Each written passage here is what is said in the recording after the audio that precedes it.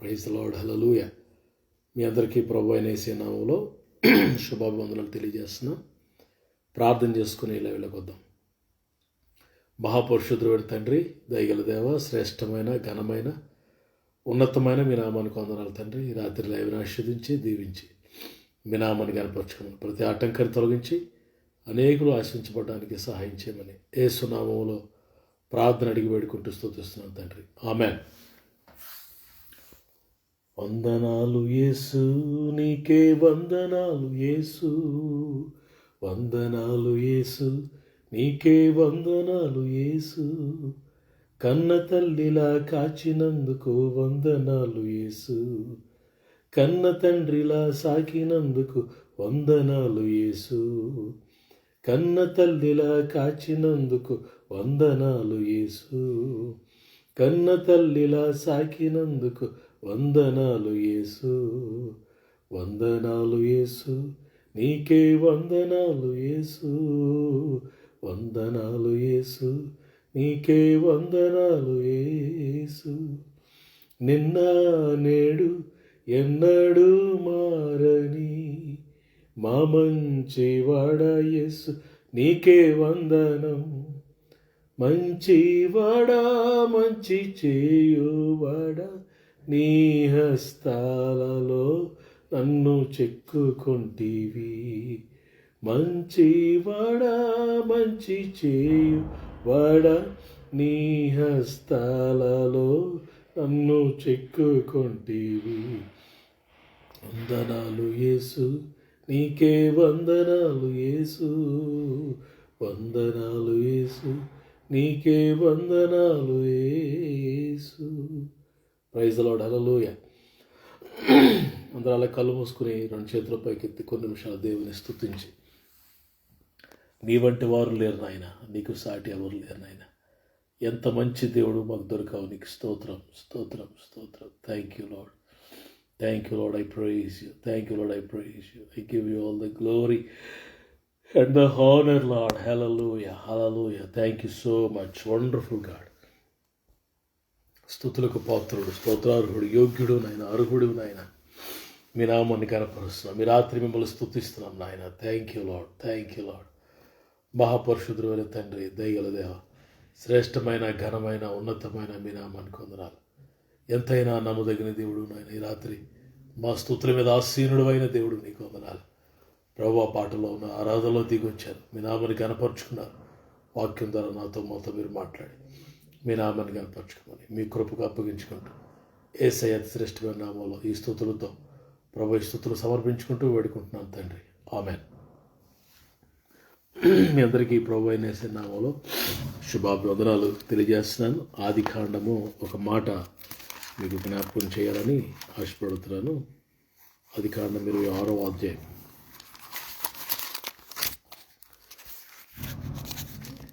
26వ అధ్యాయం ఒక మాట జ్ఞాపకం చేసుకుందాం. 12వ వచనం. ఇస్సాకు ఆ దేశమందున్నవాడై విత్తనము వేసి ఆ సంవత్సరము 100 ఫలం పొందను.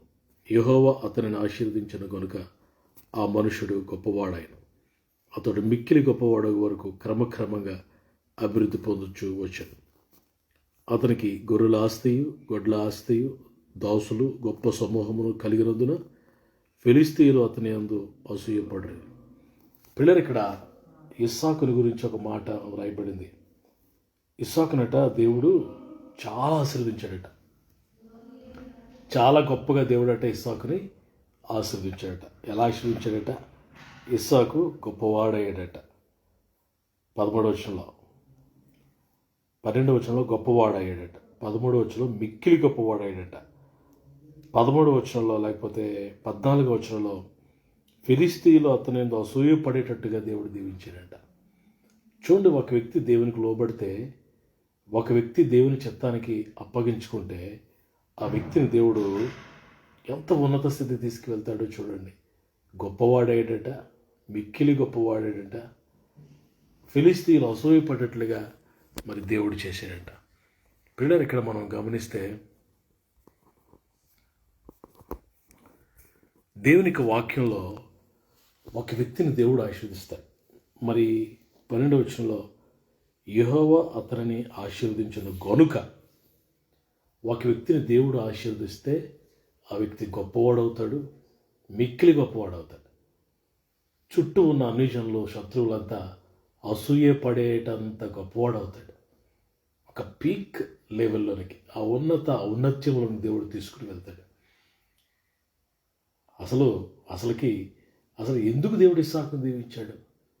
బాల్యకాలంలో, యవ్వన కాలంలో, వృద్ధుడైనప్పుడు ఇస్సాకు జీవితాన్ని మనం గమనించాలి. ఈ 3 దశల్లో కూడా ఇస్సాకు చాలా ప్రత్యేకమైన జీవితాన్ని జీవించాడు.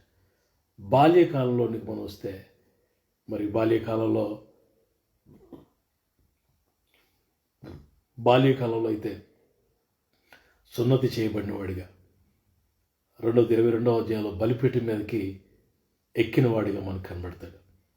పిల్లరా, ప్రతి ఒక్కరూ కూడా ఈ 2 అనుభవాలు కావాలి. సున్నతి చేయబడిన అనుభవం, సున్నతి హృదయానికి, సున్నతి ఆత్మకి, సున్నతి మనసుకు, సున్నతి మన ప్రాణాత్మ దేహాలకు కూడా సున్నతి జరగాలి.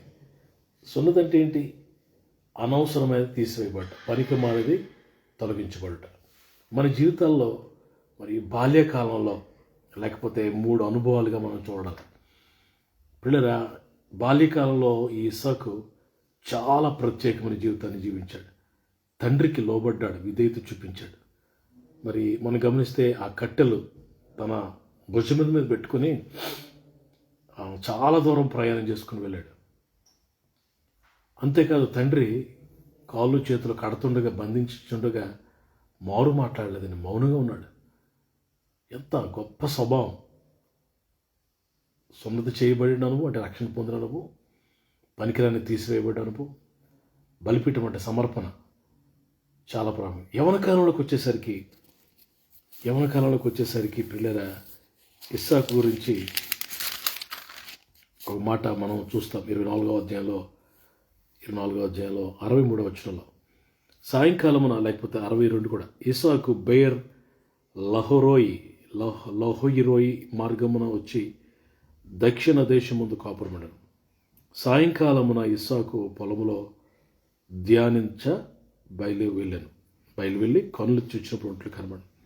పిల్లలు, యవ్వన కాలంలోకి వచ్చేసరికి ఇస్సాకు జీవితంలో మరి ధ్యానించే అనుభవం, దేవుని వాక్యాన్ని లేకపోతే దేవుని సన్నిధిలో ధ్యానం చేస్తున్నాడంటే కనిపెడుతున్నాడు. ధ్యానం అంటే మనం చూస్తున్న ఈ మెడిటేషన్ ఇది కాదు.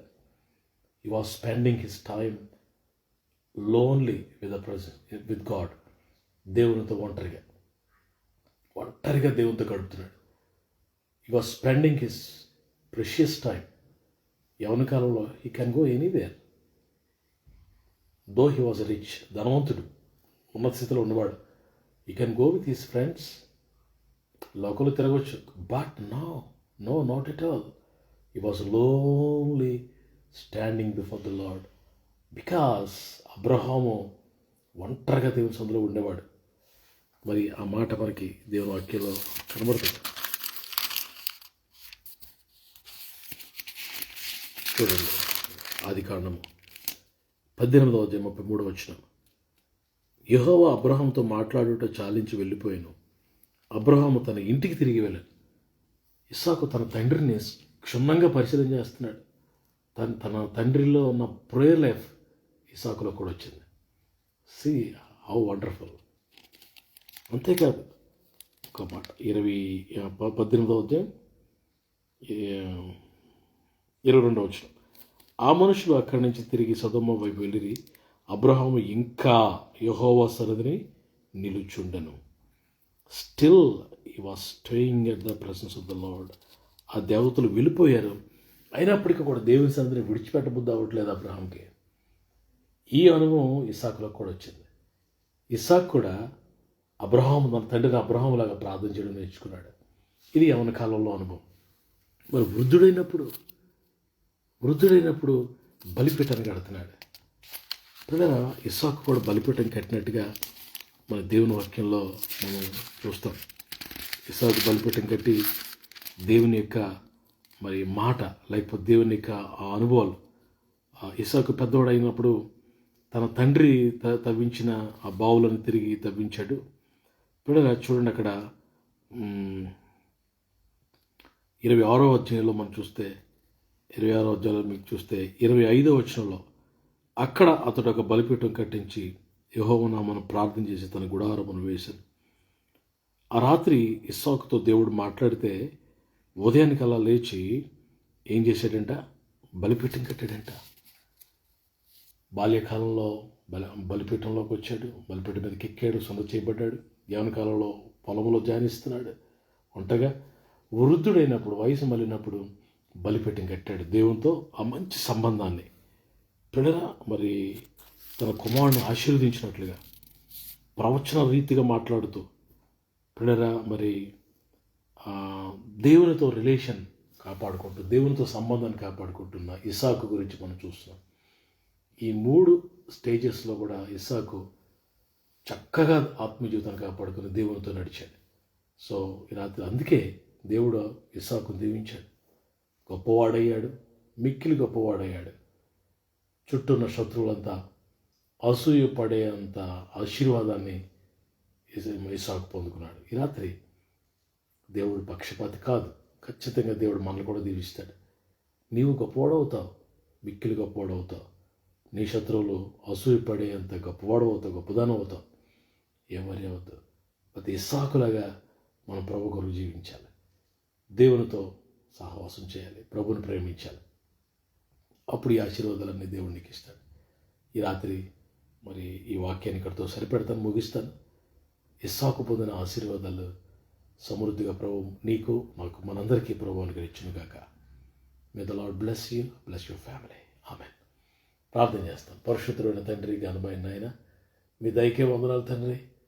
ఈ రాత్రి ఇస్సాకును ఎందుకు దీవించారో, మీరు ఎలా దీవించారో మేము చూసాం తండ్రి. బాల్యకాలంలో, యవ్వన కాలంలో, వృద్ధుడిగా ఉన్నప్పుడు ఎలా నాయన ఇస్సాకు ప్రభు నీతో గడిపాడో, మిమ్మల్ని ప్రేమించాడో, అట్లా మేము కూడా మా జీవితాల్లో మిమ్మల్ని ప్రేమించే వారుగా సిద్ధపరచండి. ఈ వాక్యాన్ని మా హృదయాల్లో ఫలింపించేయండి ప్రభా. వాక్యానుసారమైన జీవితాన్ని మాకు దయచేయండి తండ్రి. మరొకసారి మీ కృపకు అప్పగించుకుంటూ ఈ సందేశం అనేకులకు దీవెనకరంగా మార్చమని యేసయ్య అతి శ్రేష్ఠమైన నామములో ఈ ప్రార్థన అడిగి స్తుతించి వేడుకుంటున్నాను తండ్రి. ఆమెన్. మన తండ్రి అయిన దేవుని ప్రేమ, కుమారుడు రక్షకుడు యేసు ప్రభువు కృప, పరిశుద్ధాత్మ దేవుని నిత్య సహవాసం కూడిన మనందరికీ సకల పరిశుద్ధులకు సమృద్ధిగా తోడేడి నడిపించునుగాక. Amen, amen, amen. Praise Lord. మీ అందరికీ వందనాలు.